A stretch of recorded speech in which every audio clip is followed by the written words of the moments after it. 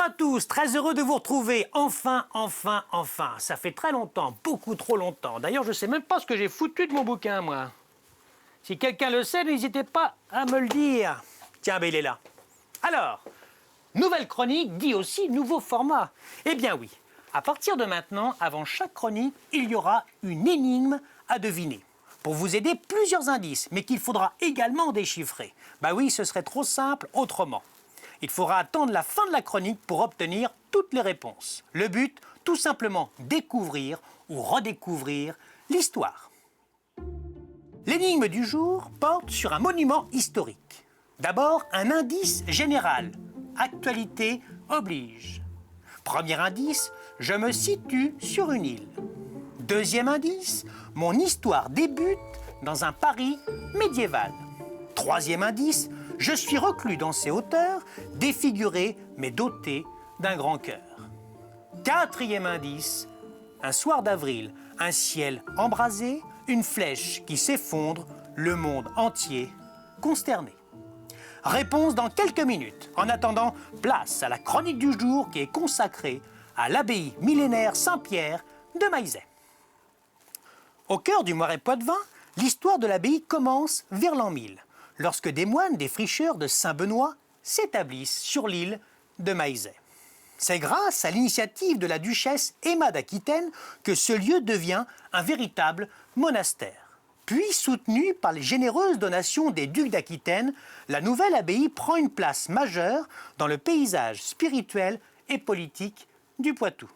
Elle deviendra même le panthéon de cette puissante famille, puisque Guillaume le Grand, duc d'Aquitaine, y meurt en 1030, suivi par ses fils Guillaume VI et Eudes, qui y sont inhumés. Au XIIIe siècle, 200 moines occupent les lieux et de vastes travaux d'agrandissement témoignent de l'importance de l'abbaye.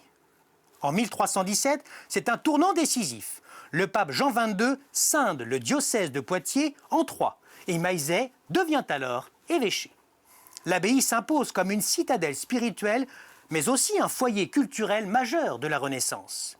C'est ici que l'évêque Geoffroy d'Estissac accueille un jeune moine nommé François Rabelais, bien avant qu'il ne devienne l'écrivain emblématique que nous connaissons tous. Mais le destin de Maillezais bascule au XVIIe siècle, durant les guerres de religion. Transformée en forteresse par les protestants, elle résiste tant bien que mal aux assauts des forces catholiques. Le chef militaire, Agrippa d'Aubigné, en fait l'une des places fortes du parti réformé. Mais la pression des conflits finit par avoir raison de sa splendeur. En 1648, l'évêché est transféré à La Rochelle et Maillezais sombre dans l'abandon. Avec la Révolution française, l'abbaye devient un bien national. Vendue à un entrepreneur, elle subit des destructions massives, ses pierres servant même de carrière. Ce n'est qu'en 1923 qu'elle est classée monument historique, évitant ainsi une disparition totale. Cependant, son renouveau ne commence véritablement qu'en 1996, lorsqu'elle est rattachée par le conseil départemental de la Vendée.